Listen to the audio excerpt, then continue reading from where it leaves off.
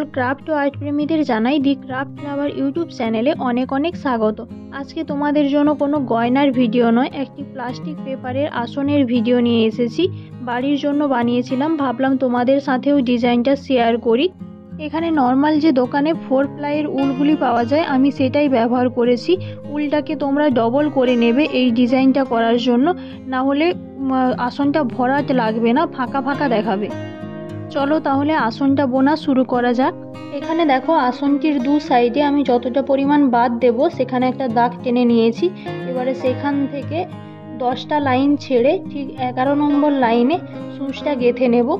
এখানে একটা জিনিস খেয়াল রাখবে, তোমরা যেই ঘরে সূচটা গাঁথবে তার ঠিক পরের ঘরটা যেন এইভাবে সাদা অংশটা উঠে থাকে পরের লাইনের।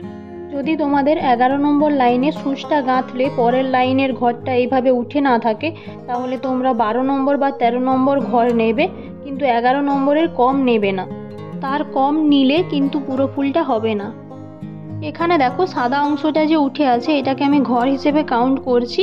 এই রকম একটি ঘর নিয়ে প্রথম লাইনটি করেছি, তারপরে দ্বিতীয় লাইনটির জন্য ওপর দিকে একটি লাইন বাড়িয়েছি, তারপরে একটি ঘর নিয়েছি, আবার একটি লাইন ছেড়েছি, দিয়ে আবার একটি ঘর নিয়ে দ্বিতীয় লাইনটি কমপ্লিট করেছি। এবার 3 নম্বর লাইনের জন্য নিচের দিকে আবার একটা লাইন বাড়িয়েছি, দিয়ে মাঝে 3টে লাইন ছেড়েছি একটি ঘর নিয়ে, তারপরে আবার ওপরের দিকে একটি ঘর নিয়েছি। এইভাবে দেখো এটা পুরোটা সিঁড়ির ধাপের মতো উপর দিকে উঠতে থাকবে, নিচের দিকেও সেম নিচের দিকে নামতে থাকবে। মোটমাট দুদিক দিয়ে লাইনের সংখ্যা বাড়াতে হবে। আমি তোমাদের বোঝার সুবিধার জন্য সাইডে গ্রাফে দেখিয়েছি। তোমরা যদি আমার বোনা টানা বুঝতে পারো তাহলে সাইডে গ্রাফটাতে লক্ষ্য রাখো, অবশ্যই তোমরা ডিজাইনটা রপ্ত করতে পারবে। এবারে দেখো 5 নম্বর যে লাইনটা তার মাঝে একটি ঘর নিয়েছি। এই ঘরটাকে তোমরা লক্ষ্য রাখবে, কারণ এই ঘর থেকে আবার একটা বরফি সাইজের হবে মাঝখানে। উপরের দিকে 3টে লাইনের গ্যাপ হবে আর এদিকে নিচের দিকে 3টে লাইনের গ্যাপ হবে, দিয়ে মাঝে একটা বরফির মতো হবে।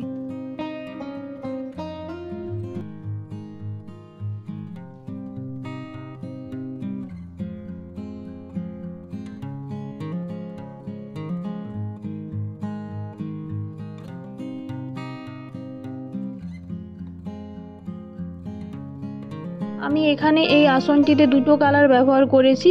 তোমরা 2টোর জায়গায় 3টে 4টে যত খুশি কালার ইউজ করতে পারো, বা একটা কালারেরও করতে পারো, বা মন্দ লাগবে না। দেখো একই রকম ভাবে দু সাইডে ঘর বাড়িয়ে যেতে হবে।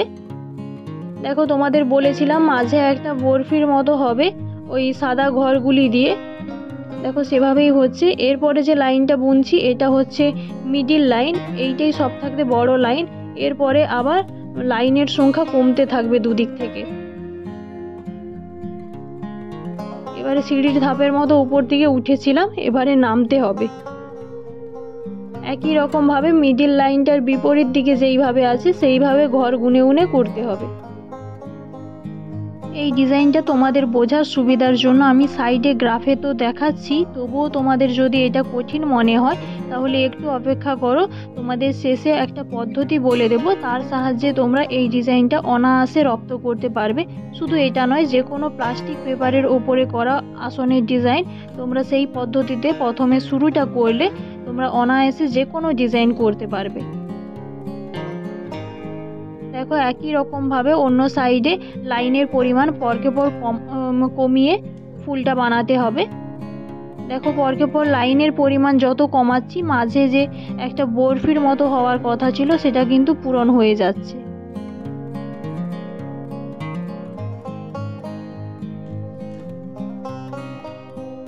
একই রকম ভাবে পুরোটা কমপ্লিট করে নেব।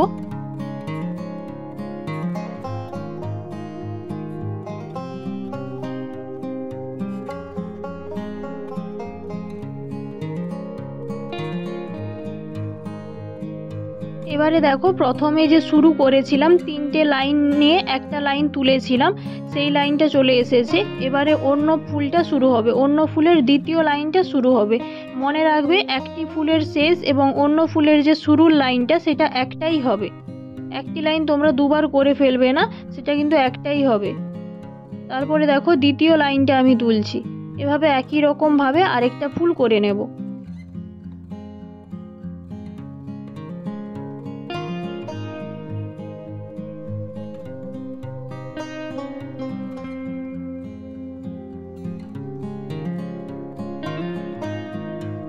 এভাবে একই রকমভাবে পুরোটা কমপ্লিট করতে হবে। তোমাদের আর দেখালাম না পুরোটা করে।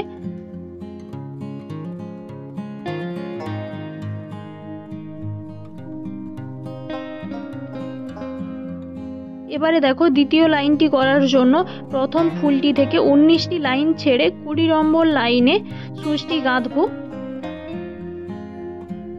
এইবারে ফুলটার যে মাঝের লাইনটা ছিল সেই লাইনটা এখানে করতে হবে। একবারে যে মিডিলে যে লম্বা লাইনটা ছিল সেই লাইনটা এখানে করব।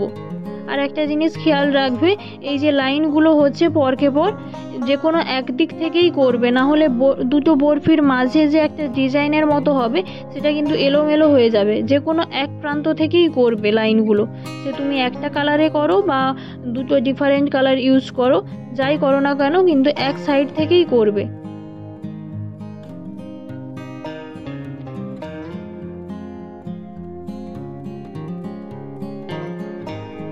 একই রকমভাবে বুনতে হবে। এটা যেহেতু হাফ বরফিটা দেখাবো তার জন্য পরকে পর ঘরের সংখ্যা কমাতে হবে।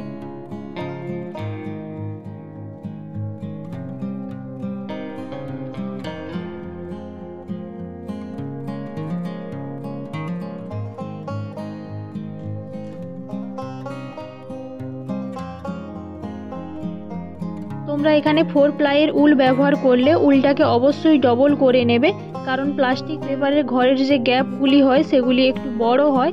তাই তোমরা যদি ডবল না করো তাহলে আসনের ডিজাইনটা এইভাবে ভরাট দেখাবে না, একটু ফাঁকা ফাঁকা দেখাবে।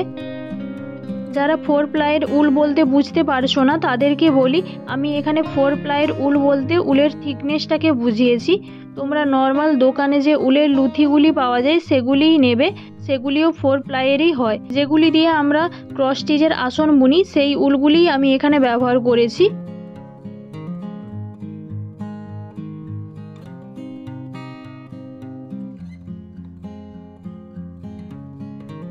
একই রকমভাবে পুরোটা কমপ্লিট করতে হবে। এখানে আমার পুরোটা কমপ্লিট করা হয়ে গিয়েছে। এবারে দেখো সাইডে যতটা বাদ দেওয়ার আমি বাদ দিয়ে দিয়েছি, আর যতটা পরিমাণ গাঁথার ঠিক ততটা পরিমাণই গেঁথে নিয়েছি। এবারে চলো তোমাদের একটা পদ্ধতি দেখাবো বলেছিলাম, যার সাহায্যে তোমরা যে কোনো ডিজাইন সহজে রপ্ত করতে পারবে। এভাবে তোমরা একটা পেন নিয়ে নেবে, পেন নেবে না পেন্সিলই ব্যবহার করবে। আমি এখানে তোমাদের দেখানোর সুবিধার জন্য পেন নিয়েছি। এইভাবে পেন্সিল দিয়ে প্রথমে এই রকম ডিজাইনটাকে ড্র করে নেবে পেপারের বস্তার ওপরে। এই রকম তোমরা দেখে দেখে দুটো ফুল ড্র করবে পেন্সিল দিয়ে, তারপরে সেই অনুযায়ী সূচ দিয়ে গাঁথবে। এই রকম তোমরা দুটো ঘর করো, তারপরে দেখবে 3 নম্বর ঘরের বেলায় তোমাদের আর দেখে করতে হবে না, অনায়াসে তোমরা না দেখেই ফুলটা তৈরি করে ফেলতে পারবে। তোমরা শুধু এই ডিজাইনটা নয়, যে কোনো পেপার বস্তার উপরে ডিজাইন করার জন্য এই ট্রিকটা ফলো করতে পারো। তোমরা দেখবে অনায়াসে যে কোনো ডিজাইন তোমরা সহজেই করতে পারবে। যদি তোমাদের এই ভিডিওটি ভালো লেগে থাকে তাহলে প্লিজ লাইক করো, আর এই রকম আসনের ভিডিও তো যদি তোমরা আরও দেখতে চাও তাহলে প্লিজ কমেন্ট করো। ধন্যবাদ ভিডিওটি দেখার জন্য।